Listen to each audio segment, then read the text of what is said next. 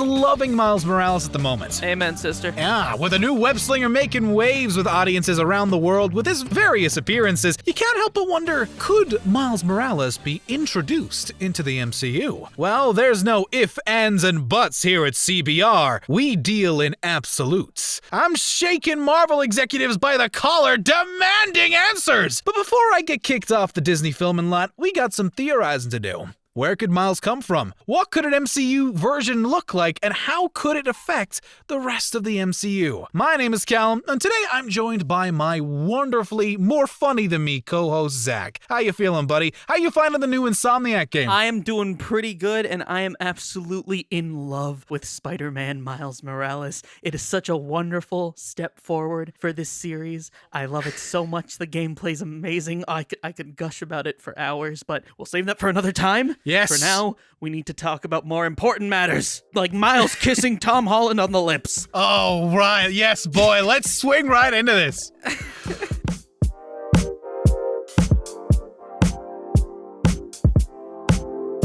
First, we'll discuss who Miles Morales is, his origins, and how it compares to what a lot of people know him as today. Why don't you start us off, Zach?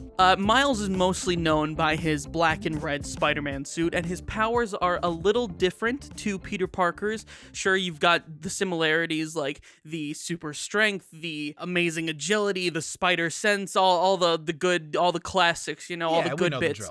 But, he may not be as strong in those aspects as like the original, because, he's got quite a bit of experience. Miles, he's got this bioelectricity thing going on that he calls his Venom Blast. He could basically, he spews out electricity. He's a literal taser. He's a big shocky boy. And he also has a really cool ability to camouflage himself. Yes, ladies and gentlemen, Miles Morales can camouflage himself and turn invisible. But as Spider-Verse will tell you, he can't do it on command. So Miles Morales that a lot of people may know is the Into the Spider-Verse Miles Morales. That Miles Morales is an adaptation of the original comics Miles Morales from Earth 1610. Since there's like infinite different versions of Spider-Man in that movie, you could basically combine two words together and make some up on the fly if you wanted. Like, come on. Spider-Girl. Spider-Wolf. Spider-Cyborg. The Spider. Spider-Monkey. Spider-Ham. Spider-Man. Spiders Man, ladies and gentlemen. The Spider-Man of Earth 11580. A hive mind of spiders who collectively think they are the Peter Parker of that universe. It's real. Read the Spider-Verse book. That guy exists, and he is so gross. Oh, it's amazing. Update us then what the Into the Spider-Verse Miles is like then, Zach. Well, okay, let's do this one more time. Into the Spider-Verse Miles gets bitten while hanging out with his Uncle Aaron, and then finds himself at the center of a plot to combine different universes led by the Kingpin, who is trying to bring his dead family back to life in a sort of way. During this whole ordeal, Peter Parker swoops in, fights the Goblin, trying to save the day, encounters Miles Morales, realizes that they are similar, and promises to train him after all of this is over. However, the collider that Kingpin and his people built, there's big explosion, massive damage done. It sets off a chain reaction of events, but after all that, Peter is lying broken and defeated and tells Miles, you've got to do this one thing for me. I need you to take this little drive and go try and stop the collider, whatever. Get up there and go do it. I promise I'll be good. I always get up. Now, what we learn from this scene is that Spider-Man is a liar because Peter Parker is then unmasked and killed in that universe. So Peter's dead in Spider-Verse, which kind of guilts Miles in a way to taking up the role of Spider-Man, meets a couple other Spider people, and decides to, this is his time. He's got to step up, step into the role of Spider-Man properly, and he's got to get these people home, these Spider people back to their webs. Which, whenever you contrast that with the comic version, isn't so different, but there are definite differences there. Miles gets bitten by an Oscorp-enhanced spider after his criminal uncle Aaron Davis accidentally helped it escape when he robs a lab. He goes to a school for gifted kids. Peter Parker dives saving his family. He goes on a couple adventures and has a much more turbulent relationship with his uncle. Like, Zach, can you think of any fun uncle-nephew activities? Going to the park, going to see a movie, going to play catch, dying tragically in your nephew's arms. Yeah. Well, how about getting blackmailed by your uncle to beat people up for him? That's a good one. That was my next guess. That was my next thing. Me and my uncle do it all the time. Well, that's essentially the kind of relationship that he had with his uncle, and that eventually resulted in the Prowler getting killed. Miles eventually comes across Peter Parker from the 616 continuity, which then leads Miles to getting involved with a bunch of different universes and bigger teams after that.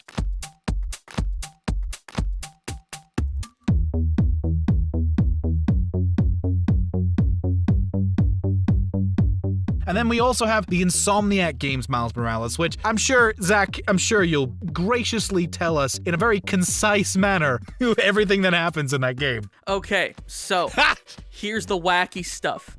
Peter Parker didn't have to die. It's crazy, I know.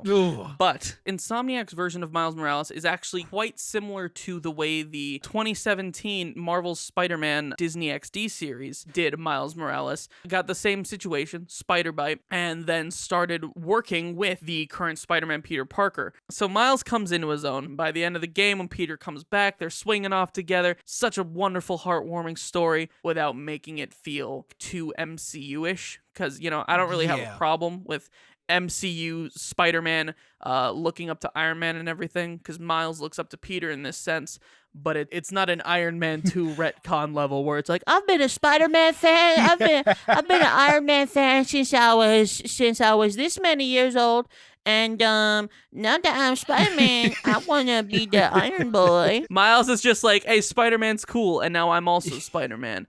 Let's see how this Miles goes. Miles isn't writing fan fiction in his bedroom about Spider-Man. And then Spider-Man kisses Iron Man on the Stop lips. it! No! Kisses him right on We the have lips. class here, Zach. We have class. Do we?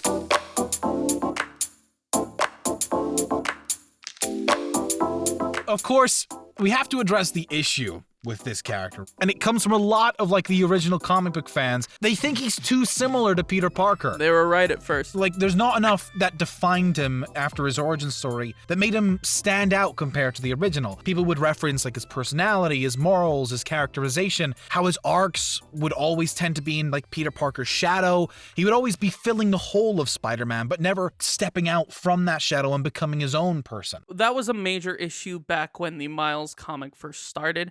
I don't know too well about what the deal was with that. I'm fairly certain it was just that, Brian Michael Bendis tried to bring in a new Spider-Man, but at the same time, he didn't really know how to write a character of different ethnicity, and he kind of just wrote Peter Parker again, but black. It's why would you kill off such an iconic character who's been going so strong for so many years? People love the Ultimate Comics, and you kill him off just to replace him with the same guy. But then, with more recent runs, the new run of Miles Morales is totally different. He's handled so much better now. He's completely his own person. This is a different Spider-Man, and you are going to see it. There's one set of panels that had been going around on Twitter that I absolutely love. Miles meets this kid who's getting bullied at school. He just starts walking with him and talking with him. He speaks to this kid on such a much more relatable level than Peter Parker really has ever. Peter Parker always handles it really well, but it still seems like you're talking to Spider-Man. And this dude's he's a superhero, he's cool,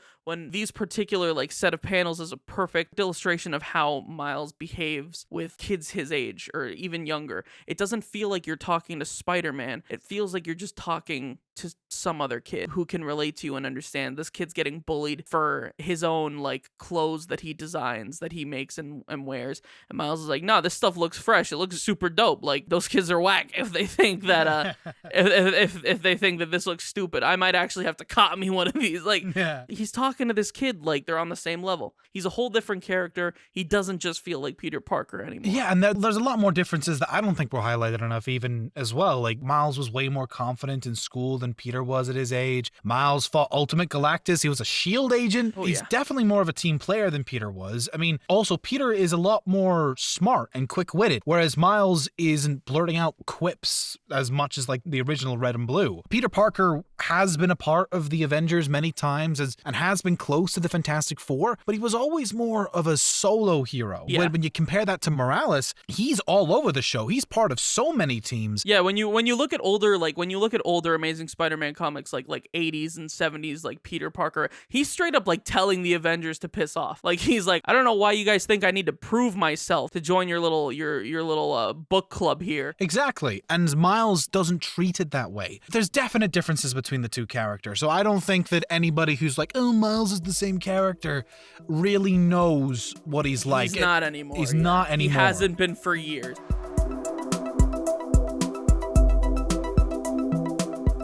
Who would be your casting for Miles Morales if he would come into the MCU? Like, who would you cast? Actually, okay, real quick, Donald Glover I know he can't really be cast as Miles anymore, he's a little too old, but Donald Glover actually like expressed wanting to play Spider-Man before, like back when Miles Morales first came out, and everything like that. Like Miles Morales actually has Donald Glover influence there. Yeah. However, he did play Miles Morales in the Ultimate Spider-Man show. In the Ultimate Spider-Man cartoon, Donald Glover plays Miles Morales. It's amazing. In Into the Spider-Verse, there's a scene in Uncle Aaron's apartment where on the TV you can see a shot from, I think it's from Community, where Donald Glover's wearing a Spider-Man shirt.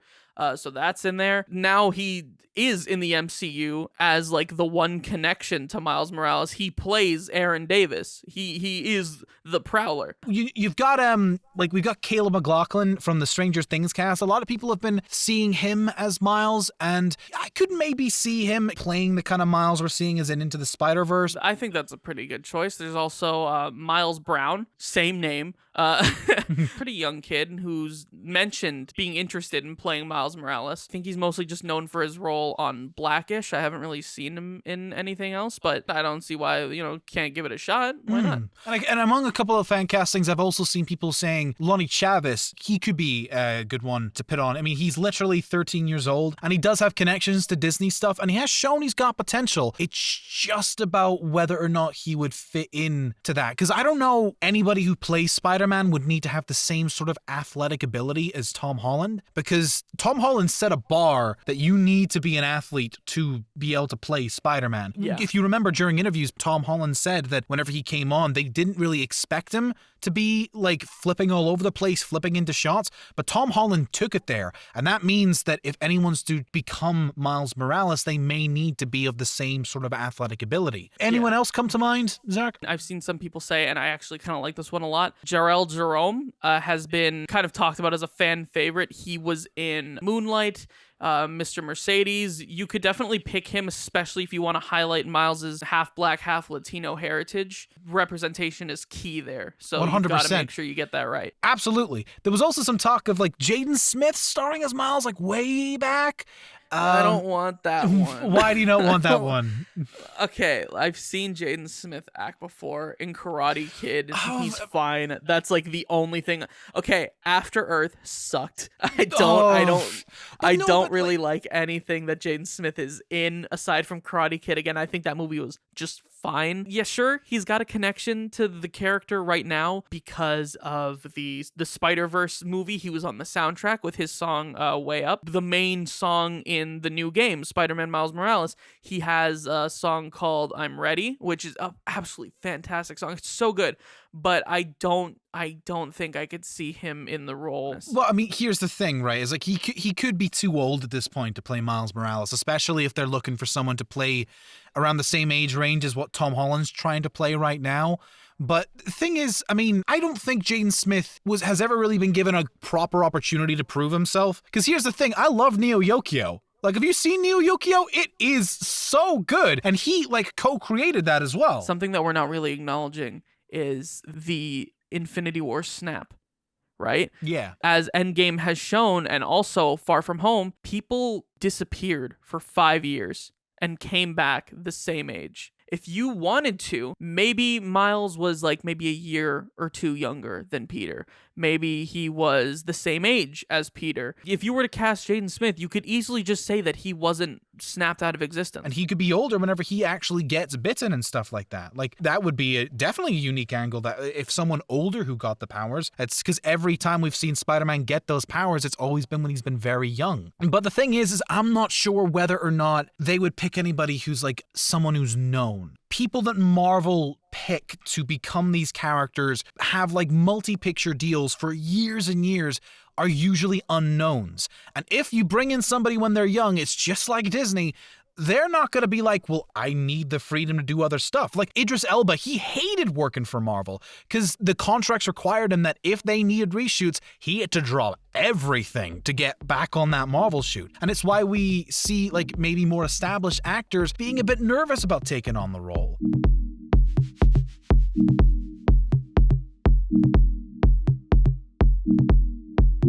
So here's a question then. What would Miles Morales be like if he were to enter the MCU? Specifically his character, and what sort of arcs he would have? Well, I would imagine that he would probably be a lot like the other recent adaptations of him that we've seen, like selfless, intelligent, constantly throwing himself in the way of danger for the people he cares for. We'd probably see him being quite confident, as like, even though he seems a bit more of like the timid type, he's got a lot more confidence than the Tom Holland Peter Parker who jumps onto the battlefield and goes, new suit, hey Cap.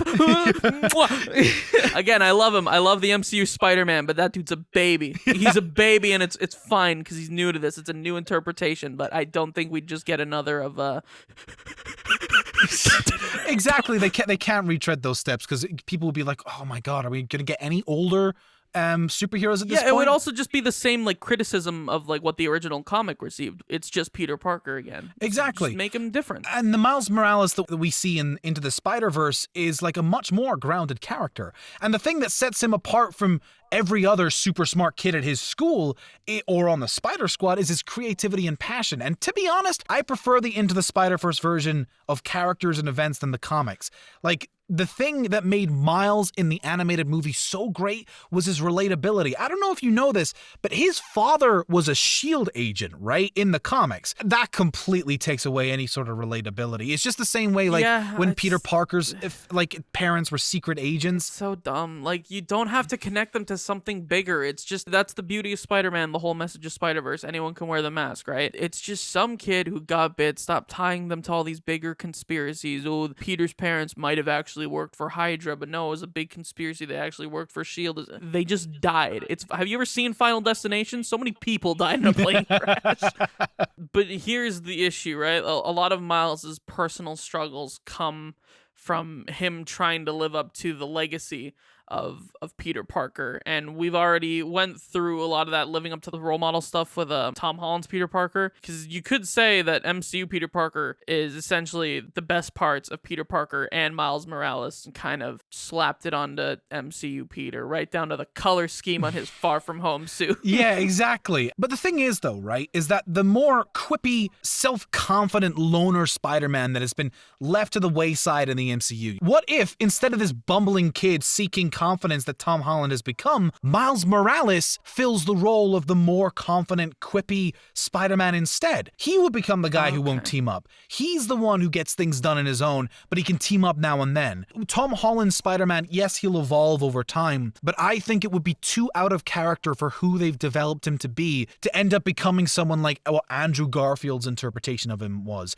I can't see Tom Holland's Spider-Man, even all grown up, like roasting them comedy special Spider-Man. Miles Morales, though, he could come in and he could roast. He could actually like have a bit more of that cooler personality. I personally am a fan of what Andrew Garfield did with Spider-Man. I liked it whenever he roasted his enemies while fighting them. But this Miles Morales could be that, because Miles was more confident, especially in Into the Spider-Verse when he was walking through his own neighborhood. He was just chilling with everybody. He was great. And when he finally gets his suit made and he shows up to the final battle at the Collider, that kid's got swagger. Yeah, he dude. shows up invincible. He pounds Doc Ock and he's just like, "What's up, guys? Hey, sorry I made you wait. Anyways, let me handle this." Exactly, dude. Like, I want to see that Spider-Man.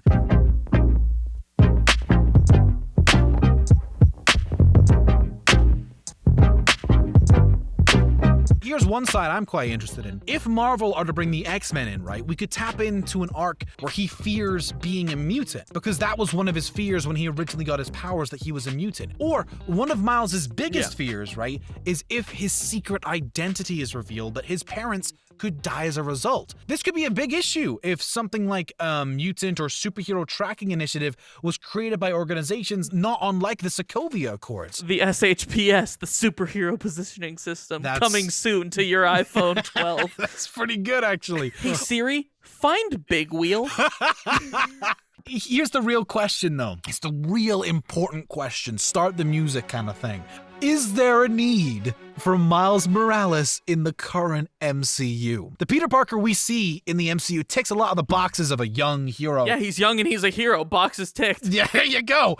That means that audiences won't be receptive to a story similar to that. There's also the fact that Miles's comic book best friend Ganke is totally 100% already in the MCU as Ned, Peter's best friend. That is a straight big screen adaptation of Ganke. They look the exact same. It is very clear where they were drawing that inspiration. That makes you think, what's left for Miles, right? Yeah, really a lot of Miles' stories in the comics comes from him dealing with threats that are bigger than just a few one-off spider villains. He's not too much of a, I gotta stop Electro from robbing the electricity factory.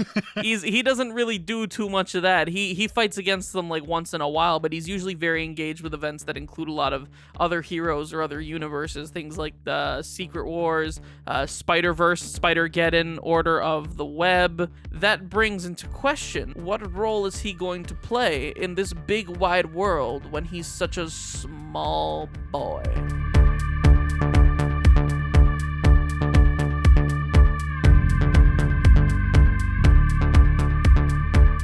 I'd like to think that if Miles was introduced, right, he could be a bigger part of one of the different teams Marvel could spawn up of, the younger, different Avengers. Is that the movie name? Younger, different Avengers? Different Avengers. Starring Captain America, kind of?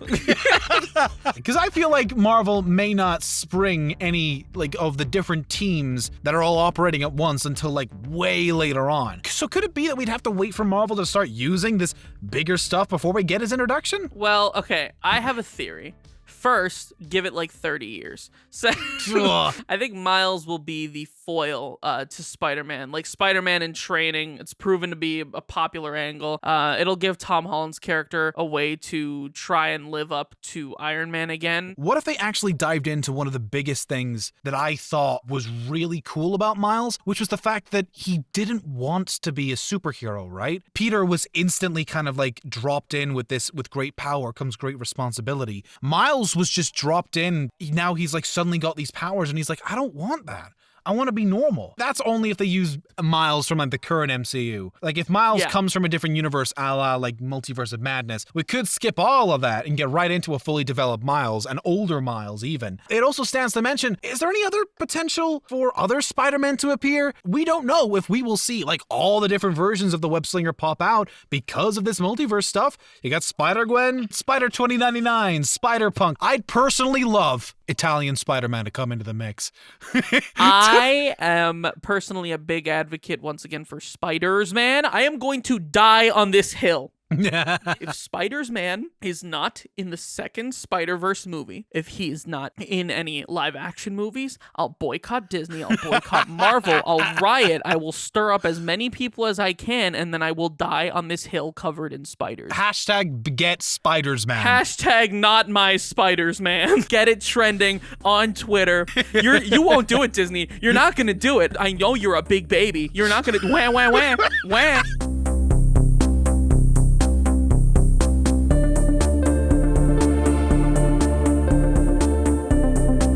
When it comes to Miles, I think it's a matter of whether or not they need a new Spider-Man right now, but I also think he's way too popular to just be thrown by the wayside. We'll probably see him at some point in the future. And there you have it. What do you guys think? Will Miles Morales be brought into the MCU anytime soon? Are there any other web slingers that you'd like to see brought onto the big screen? Let us know in the comments below. Be sure to like and subscribe for more content like this every day. Thanks, guys, and we'll catch you next time.